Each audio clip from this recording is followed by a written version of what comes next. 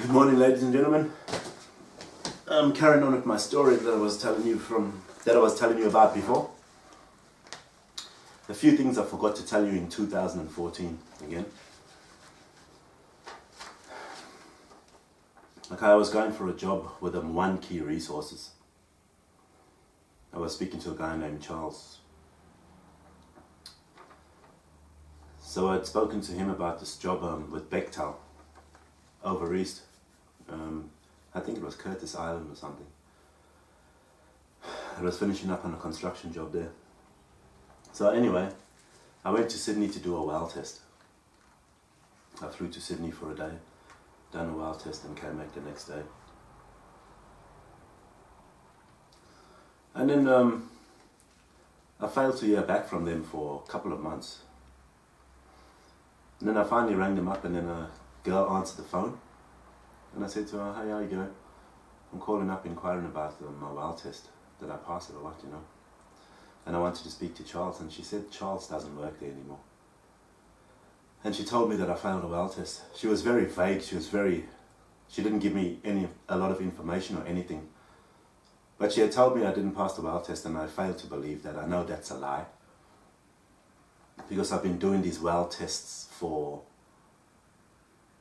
throughout my career, for the last 15 years. I've been doing these weld tests. They're easy. The horizontal, overhead, and a vertical up. You know what I'm saying? I think it was a 16 mil single V-butt weld, a vertical up. You know, you grind it back and then you put a root run from the back. So there's no way you can fail it if you know what you're doing. So I failed to believe her. As far as I'm concerned, it was a lie. And Charles had disappeared, and then I never heard back from them again. So it was another job that fell through for me. Anyway, I don't know Larry Chillen, I know his daughter Maurice. I called him up about a job, inquiring about a job, because he works for Shell Engineering, or it's his company or something like that. And he also acted very vague in the information he was giving me. He said they don't have any work at the moment, or his company's not running, or something like that. But he never gave me any answers, and he was being a little vague about any information he was giving me. And I think the first time I called him, I think he was in the toilet or whatever. I heard like a toilet flush and all that kind of stuff. Anyway, I was left wondering why everything seemed so vague. Anyway, Korgi, the girl from down the road, I was standing with her out the front of her house one time, and a guy walked past. And she said to me, "That's the guy that raped me." So I wasn't sure how to respond to that. And then we just carried on as usual. Yeah, nothing happened. As far as I was concerned, if that's the guy that raped you, and she's got friends and family all around the neighborhood, I figured if a guy raped you and that's the case, then why is this guy walking around the neighborhood, walking past your house, and then making you feel that every time? I thought, why hasn't someone beaten him up or done something about it, you know? Anyway. Then she had a whole bunch of kittens there. Her pussycat, she used to say to me, "Oh, do you like my pussycats, you know, this, that, blah, blah, blah." And the way she said it seemed a little strange. Anyway, when I was going to work on my last job in 2014 for Downers, I messaged her and called up, and I said to her, "You're the only one I'm thinking of now when I go away, you know. You're the only person I'm thinking of." And yeah, and then I invited her to a Jon Legend concert. I was going to take her to the Jon Legend concert. I asked her if she wants to go. Then she never responded for ages, and I thought, oh well, she's taking too long to respond. I mean, if you know who Jon Legend is, you either want to go or you don't, you know what I mean? I don't mean to sound like a bit of a bastard, but if like someone asks you to go to a concert and it's Jon Legend and you like Jon Legend, I'm pretty sure you'd say yes straight away. But anyway, it seemed a little strange to me. So nothing happened about that anyway. After this, I hardly ever saw her again. I hardly saw Korgi. Yeah, so anyway, her brother Ken, he started dealing drugs in about 2014. 2 doors down from my mum's house in the units there, Brownie Towers, all Holmes West. One time we were going to the dentist, he asked me to take him into town. And I went over to his house and he said to me, oh, okay, in about half an hour. He was making me wait. So I went back home, I waited for about half an hour. Then I drove him into town to the dentist. Then we were walking up to the dentist. It's upstairs next to Myers. And we walking. And then he turned to the side, you know, and he said, oh, help me out here. I was walking on this side, he was here. And he turned, looked away and went, help me out here. And I heard him say that, but I never said anything, you know what I'm saying? I'm like, who are you talking to, mate? That's what I was thinking. And anyway, we got into the dentist place. He was making me fill out his forms and everything, you know. His name, his address, and this and that, blah, blah, blah. Anyway, and his girlfriend, Sam, she used to get on the gear a lot. Bit of a druggie. And I used to shoot her up because she couldn't shoot up herself, so I used to help her with that. I was just doing her a favour in some kind of sense. Anyway, Rob Baum, guy from Indonesia. One day he came over. He was in the car.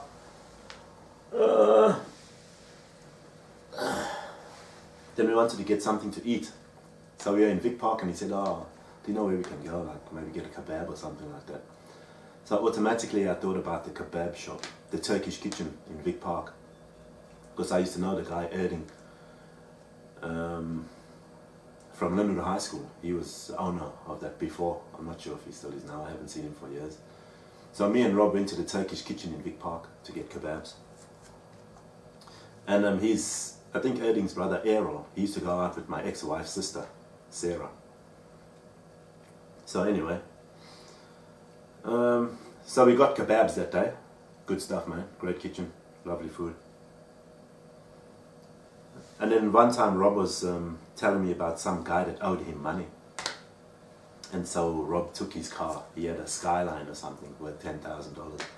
So because he owed Rob money, Rob took his car. Rob and his friends or whatever. And anyway, another time me and Rob were in the car. His friend John's car. This is his friend from South Perth with the massive mansion, the big house. He borrowed Robbie's car. Rob came over, picked me up, and we went out. We went to town to the Heat nightclub. But we never went in, we just sat in the car park for a while. And he said, oh, Craig's in there. He's just going to call up Craig. So we called up Craig. Craig wasn't answering his phone. Then we sat in the car park for about 15 minutes. Nothing happened and we just decided to come home. Now my dog, well not my dog, my mum's dog, Pickles. I used to take him for a walk all the time if I had a scaife or whatever. Killing time. I'm a single guy, I'm staying by my mum's house because I wanted to go away and work. These jobs are not coming through, so I'm still stuck in Perth at my mum's house. So I walk a dog all the time I get the chance to. Beautiful little dog. He started acting up, you know. He wouldn't listen to me anymore when I said tut tut. He wouldn't stop and look at me and wait for instructions. He'd just do his own thing. He'd look confused. He'd start looking around and stuff. And then when we used to go to the park up here, he'd always stop by a certain spot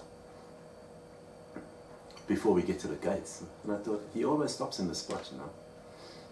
Never thought much of it. I thought, bloody hell, come here, you little bugger. Why do you always stop there? And then he used to do this thing. He used to do a gangster walk. I used to laugh, you know. This was pretty entertaining. I used to walk him. And he started bouncing one time, you know, like this. And I thought it was pretty cute, you know. I'm like, yeah, he's a little gangster dog, you know. Anyway, another time Renee Cooper, she had a party, I think around August or something. And I was going to the party, I wasn't feeling myself, so I got all the way to her street in Gosnells, and I changed my mind. I thought, I don't really feel like going to a party. I was spewing because I really wanted to go, but I wasn't feeling right. So then I rang Craig up. Craig Hector to organise a scaife. And he answered the phone, so he said, yeah, like I know what it is, man. Meet me up in Belmont. So I went to Belmont to meet him at the usual spot, which was around the shopping centre somewhere. He came past in his ute, then I followed him. Then we went to another shopping centre up the road, past Belmont shops. And we were standing outside the front of the shopping centre about maybe 10 o'clock at night, 9 o'clock at night. And just shooting the breeze for a while. Done the exchange, whatever. He went on his way, I went on my way.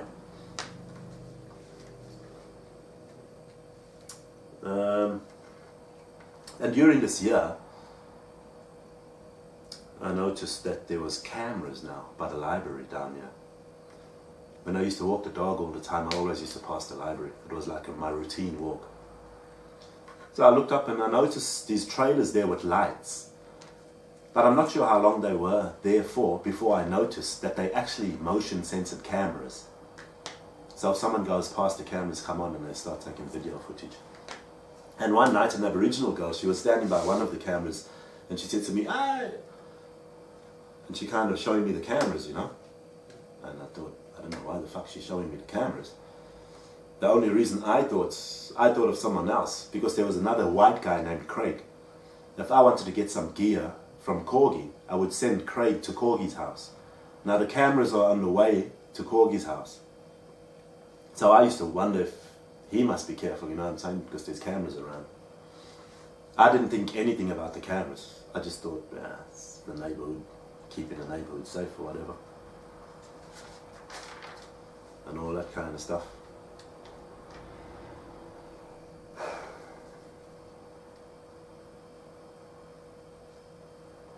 So that's a few things I forgot to tell you about 2014. There might be a little more, but I'll stick them in there in this time.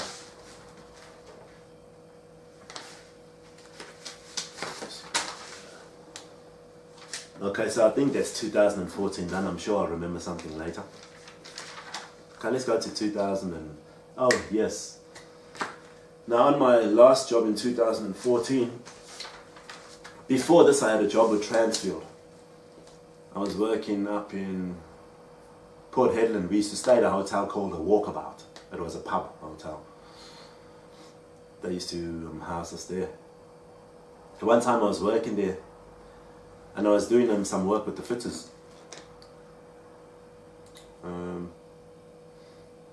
Doing some work next to a conveyor there. Anyway, I was sitting down on a safe step and I was feeling quite tired, you know, and we're around the conveyor, so it's noisy, and we're around the plants, everything's noisy. I was feeling tired and I had my head down. I was sitting on the safety step, and as I got up, hey, my hip clicked. Hey, and I couldn't walk. So I sat in the ute for a while. Tom Brown, he was my supervisor. And then Tom, I thought to myself, well, okay, I'll sit in the ute for the shift. We're on night shift. So it should be fine if I just sit in there because I'm injured. And then I can still get paid my money, you know, for the shift. Maybe I can go home after the shift and just do light tasks if I can. Anyway, as Tom was acting up, he was being a bit of a, I've got to take you home because no, the bosses and supervisors don't want to see you sitting in the ute doing nothing. And I thought to myself, well, I'm injured now. I can do light duties or I can sit here and rest for a while. There's no problem with me sitting in the ute or sitting aside outside of the work team while I'm injured. There shouldn't be a problem with that. If there is, go see the BHP bosses, you know what I'm saying? But I didn't say that to him because he's my supervisor. He was just like really pushy about taking me back to camp and that kind of stuff, you know what I'm saying? I'm like, but I'm going to lose my money for the shift, you know what I'm saying? I can't walk, I can't do nothing. You know what I'm saying? Leave me on site so I can get paid my money. You know what I mean? This happened on site, so... But anyway, he was being a bit of a... Anyway. And then the next day my hip was okay, it was fine. And then I flew out Ryan Stympson. He was the boss of Transfield. He was our boss, the manager for us. He came to the camp, then he took me to fly out. My leg was fine by this time, but I was mad by then. So I came home. Anyway, that downers job that I went to at the end of 2014, There was the same supervisor there from 2013. He always used to walk with a bounce, you know. Every time I was walking somewhere, I'd always see him pop up, the supervisor. And he used to walk with a bounce like that. You could see him coming from miles away. Now, there was a lot of walking involved on this job, up and down the wharf. And my leg was sore this time, you know. There was a lot of walking. My hip was quite stiff. Plenty of walking. Anyway, so my hip was playing up, my leg was playing up, exactly. So now after Christmas 2014, January, my leg is still sore.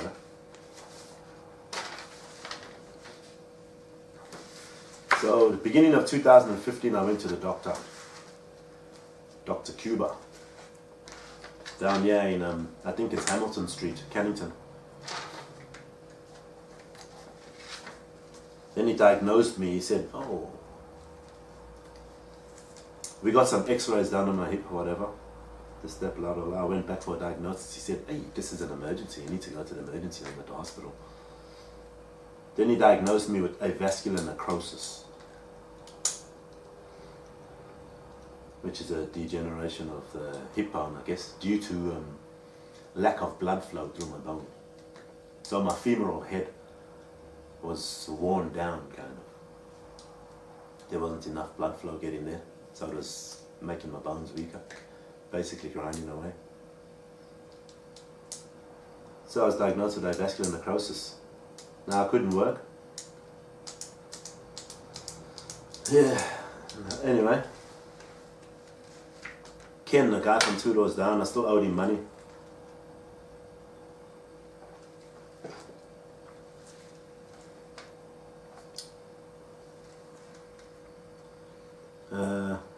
Then one time, so I gave him money because I'd been working now, and I had money anyway.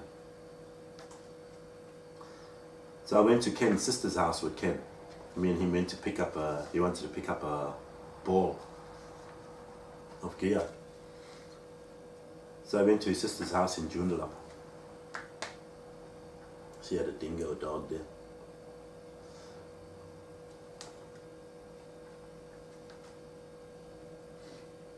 Yeah, and I had given Ken his money, this and that, whatever. Anyway, so now I got onto Centrelink. Unemployment benefits now because my hip is stuffed, I can't work. And then I asked Biden if I could say I'm staying by his house so I could get rent assistance, so I could get more money on the dog. It's an extra 100 or so, 120 or whatever. And he said, yeah, no worries. So we got all the paperwork done, this and that and everything. And I got onto Centrelink, but they never gave me rent assistance. And I never questioned it. I just didn't think of it.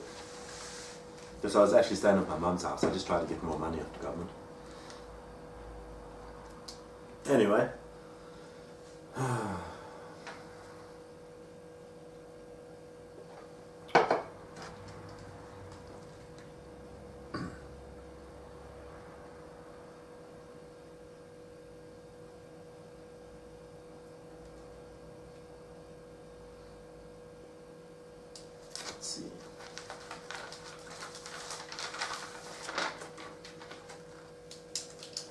So after a while, I tried to get back pay from Centrelink because I had specialist certificates saying that my bone was stuffed from December, from when I finished my last job. So I had my specialist sign these papers. I had a doctor's diagnosis, all these paperwork from specialist signed. And they still wouldn't give me, they wouldn't back pay me. I thought they would back pay me because I've got it signed by the specialist, you know what I'm saying? But they wouldn't pay me. I think they gave me about 5 reasons why they wouldn't pay me. All this paperwork.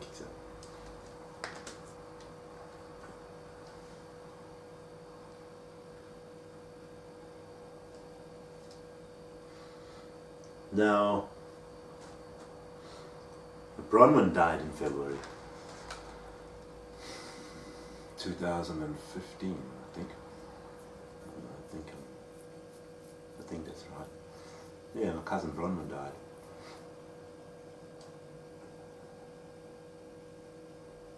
It was pretty sad.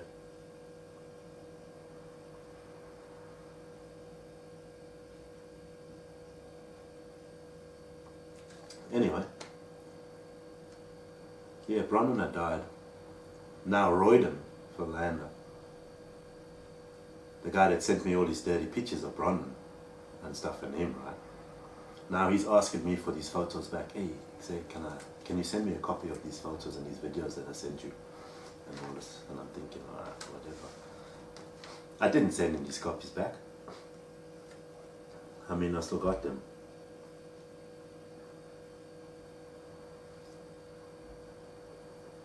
And anyway, I was going to Bronwyn's funeral.